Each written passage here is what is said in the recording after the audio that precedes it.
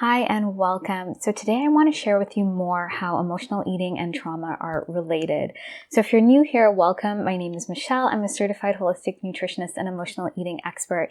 And this is a topic I love because at the root of everything is trauma. So having these emotional eating patterns and any other patterns that we have, quite frankly, they do stem from some type of trauma. And the reason I want to connect this for you is that I started to really see this pattern when I was going through my emotional eating, how it was a coping mechanism and how it was covering up what was really going on for me. And so as I dove deeper into my own experience and my own education, I eventually did a program on a transformational psychotherapy, which included a lot of somatic-based modalities. And so this was a trauma informed program, because whenever we have these sort of patterns, there is some kind of trauma. And I think when we say trauma in society, we think of all of the big, crazy things that could happen to us. But trauma is a spectrum. Trauma just simply means we experience a trauma when we experience an event that wasn't resolved for us. So it left us feeling not calm. Our nervous system became really dysregulated. We maybe became anxious. We didn't know how to cope with the sensations and emotions that were coming through. And so when we're very young and this happens, sometimes we look to feel better. So we go to coping mechanisms like emotional eating, or to be really clear, our society is full of trauma. And so we learn these patterns from our parents and our caregivers and from society, because we don't really know how to be with those kind of events. We tend to put them under the rug and thinking they're just going to pass on by, but they just fester. So the less we look at it, the more it festers and it builds up over time, and it can take us over these patterns. And so I think it's important that I start sharing more about this, because this emotional eating, it seems sometimes it can feel like I just need to eat the right way or exercise the right way. And that's what's been sold to us, but we need to dive deeper. And so we need to understand where this pattern is really coming from and how it's related to trauma. So, through my experience, what I found and what I see with a lot of my clients is that there is usually something, that created this trauma for them at a very young age, and it builds up over time. So usually these patterns go all the way back to then. And so when we're just doing a simple surface level solution, we're not actually getting into the trauma. We're not actually going to be able to resolve this pattern. And we may think we just have to cope with this for the rest of our lives. But once we get into those deep patterns and we really start processing it in the body, we can rewire these patterns, we can repattern them and move forward in a really healthy way. So I'm going to explain a little bit more about how this works. So when emotions, the way I see it and the way I've seen it with clients is that something happens and we start turning to food.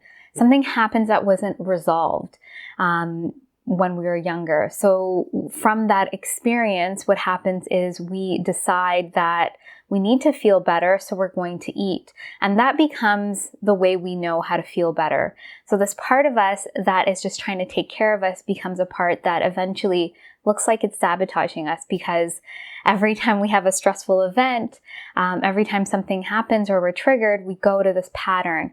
And this is just such a deeply ingrained pattern in our system to make us feel safe, to deal with, this is how we learned to deal with the original trauma, because it was not resolved. We weren't able to resolve it, have a solution, work it out, because we weren't taught this by or modeled this by our parents or those close to us, or even our society.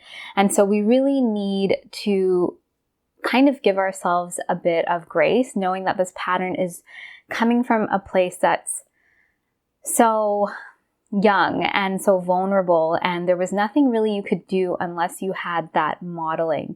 Because when we're really young, We can't regulate ourselves. We need our parents and caregivers to do that for us, to see that we're in an event or we're having sort of like an unresolved emotion. We need our parents there to regulate us. And that doesn't always happen. And it leads to a lot of these coping mechanisms where, like emotional eating. And so what we can start doing when we recognize that and we see there is this pattern and I do feel out of control with it, what we can start doing is looking at the deeper picture. Now we need to resolve this. And so how do we go about resolving this deeper pattern? So I'm going to talk specifically about emotions here. There are other keys that are important in this process that I found in the relearning stage of relearning to nourish your body, to accept your body. But here I want to talk specifically about the emotions. And so when we notice we have this, we have to relearn a new way or relearn a way of feeling safe.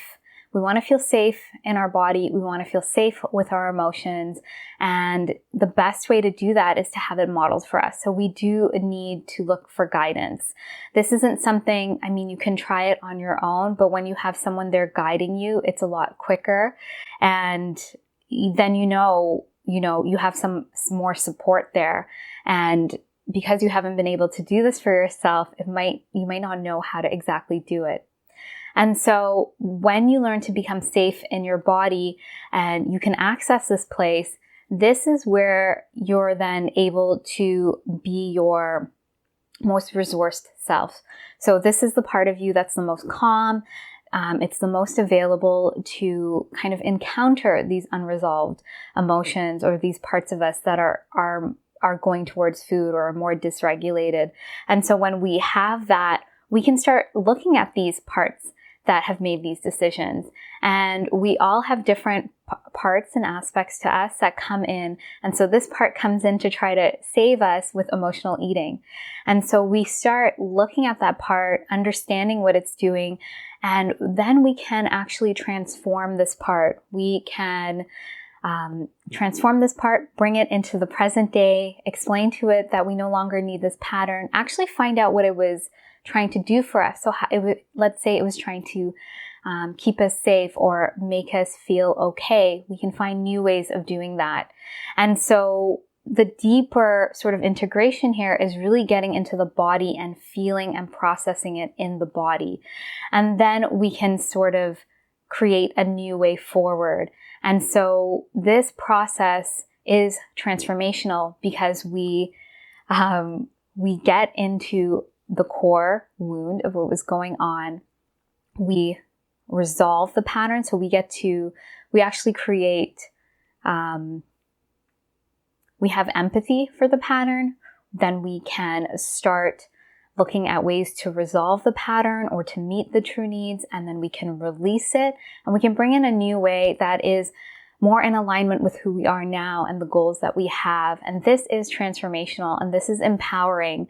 And this is the deeper work that needs to be done, because when we sort of stick on an affirmation or we willpower our way through a diet or exercise plan, we're not going to get much traction, because these parts of us that are keeping us safe are way more powerful than the conscious us, which is trying to make these changes. So the conscious part of us has 5 to 10% of the power for change, and 90 to 95% of us are these parts in our subconscious. And so we need to access them in order to make these deeper changes and shifts. And so this is the deeper work. This is where we start seeing the change and we start seeing the pattern change.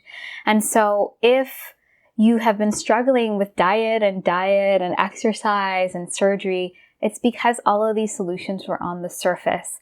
They're not getting at the root. They're not going deeper, and they're not bringing you back to wholeness, because when we have this trauma, it means that we don't feel whole. We feel part of us is here, part of us is there. We don't ever feel that sort of calm in ourselves. We don't feel that exhale. And so when we start doing this work, we start putting ourselves back together in a really powerful way. And so this is the deeper work, along with relearning how to truly nourish our body, because how we physically treat our body is important for the emotional work. How we talk to ourselves, all of this is so important to look at. And so that's why in my program, the Emotional Eating Evolution program, we cover these 3 key areas of true nourishment and how we nourish our body, and looking at it physically, body acceptance, so what our body is actually needing and rituals and routines, and then finally the emotional wellness piece, which I've shared a lot with you today on how we can resolve that trauma. So that emotional piece is trauma. And so when we're able to combine these 3 keys together, they create sustainable change. And it's not you having to effort forever.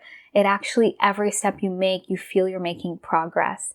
And so if this is something that resonates with you and you feel called to joining a program like this, I'd love to invite you to book in an emotional eating assessment call to see if the program would be a great fit for you, and to help you and support you move forward. Because through this process, it's important to have guidance and support. There are a lot of different moving pieces, and so it's not always clear because we're not taught this in society. We need to go deeper. And so if you have any questions about what I've shared today, please let me know.